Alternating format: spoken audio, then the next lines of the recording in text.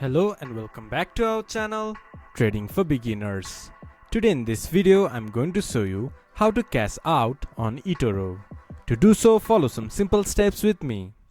First of all, open your Etoro application or go to Etoro website from your browser.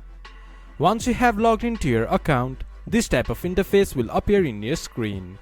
From the left side of the menu bar, scroll down a little bit. There you can see withdraw funds. Click on it.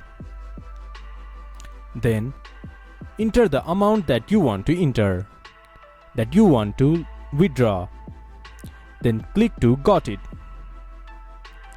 Then you can withdraw your amount from Etoro.